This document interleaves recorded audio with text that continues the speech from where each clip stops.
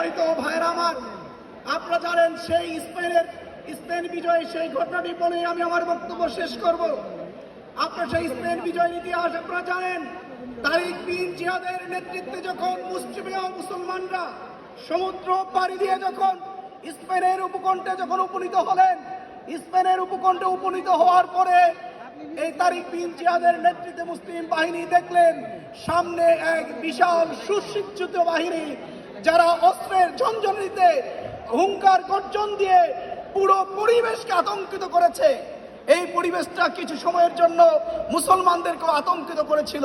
তারিক বিন জিয়া তরুণ সেনাপতি, যুবক সেনাপতি, চৌকুশ সেনাপতি, বীর সেনাপতি, তিনি মুসলমানদের মনের সেই অবস্থা বুঝতে পারার পরে তিনি তড়িৎ সিদ্ধান্ত নিলেন যে জাহাজগুলোতে করে, যে লঞ্চগুলোতে করে সমুদ্র পাড়ি দিয়ে স্পেনের উপকণ্ঠে উপনীত হয়েছিলেন, প্রথমেই সিদ্ধান্ত দিলেন এই লঞ্চ এবং এই জাহাজগুলো পুড়িয়ে দেওয়া হোক।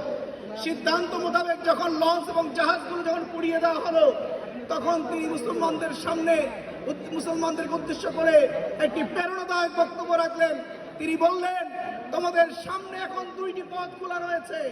একটি পথ হলো সামনের পথ, যেই পথটি হলো জিহাদের পথ। যেই পথে যুদ্ধ করতে করতে তোমরা যদি শাহাদাত বরণ করো, তাহলে সেটাও হবে তোমাদের জন্য মর্যাদা।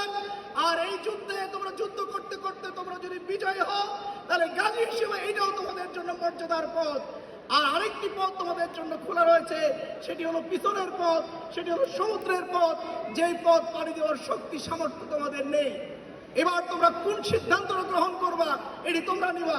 মুসলমানরা বুঝতে পেরেছে এবার কি করতে হবে। তারিক বিন জিয়াদের সেই প্রেরণাদায়ক বক্তব্য শোনার পরে মুসলমানরা সিদ্ধান্ত নিল যুদ্ধই সমাধান, শাহাদাতই হলো সমাধান। সেই প্রেরণাদায়ক বক্তব্য শোনার পরে মুসলমান বাহিনী সেই বিশাল অস্ত্রে সজ্জিত বাহিনীর বিরুদ্ধে ঝাঁপিয়ে পড়ল। যুদ্ধ শুরু হয়ে গেল। শাহাদাতের প্রেরণায় উজ্জীবিত হয়ে মুসলমানরা সেই বিশাল অস্ত্রে সজ্জিত বাহিনীকে পরাজিত করে স্পেনের বুকে ইসলামের পতাকা উড্ডীন করেছিল সেদিন। প্রিয় ভাইরা আমার, আজকে যদি বাংলাদেশের কথা বলি, আজকে একই পরিস্থিতি তৈরি হয়েছে। আমাদের সামনে সেই বিশাল অস্ত্রে সজ্জিত বাহিনী হুঙ্কার গর্জন ছুটছে, আমাদেরকে দেশ থেকে তাড়িয়ে দেওয়ার হুমকি দিচ্ছে, তারা আমাদেরকে চোখ রাঙ্গানি দেখাচ্ছে। আমি আপনাদেরকে বলতে চাই, আমরা কি কোনো মানুষের কোন শক্তির কাছে পরাজয় বরণ করব? কোন চোখ রাঙ্গানির কাছে আমরা কি ভীত সন্ত্রস্ত হব?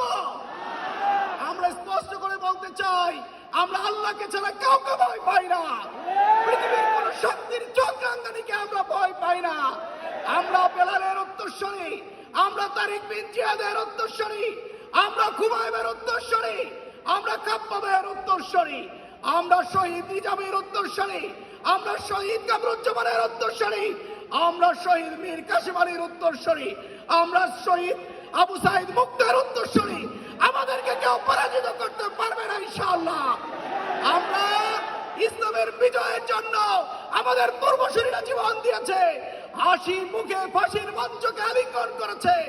আমরা তাদের উত্তরসূরি হিসেবে ইসলামের বিজয়ের জন্য, দিনকে বিজয় করার জন্য প্রয়োজনে আমরা রক্ত দেব, জীবন দেব।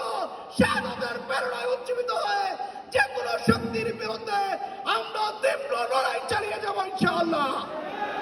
আল্লাহ আমাদেরকে বিজয় দান করুন। সামনে যে ইলেকশন আসছে, সেই ইলেকশনটা হলো আমাদের জন্য একটা বিরাট যুদ্ধ। এটি হলো জিহাদের ক্ষেত্র। এই জিহাদে আমাদেরকে জয়লাভ করতে হবে। আগামী দিনে মানবিক বাংলাদেশ যদি করতে হয়, তাহলে এই নির্বাচনী যুদ্ধে আমাদেরকে জয়ী হতে হবে। এবং সেই যুদ্ধে প্রত্যেককে একজন বিজয়ী সেনাপতি সৈনিক হিসেবে আপনার প্রত্যেকে ভূমিকা রাখবেন ইনশাআল্লাহ। আমরা কি সেই আশাবাদ ব্যক্ত করবো আপনাদের কাছে ইনশাআল্লাহ। সম্মানিত ভাইরা আমার, এই পর্যায়ে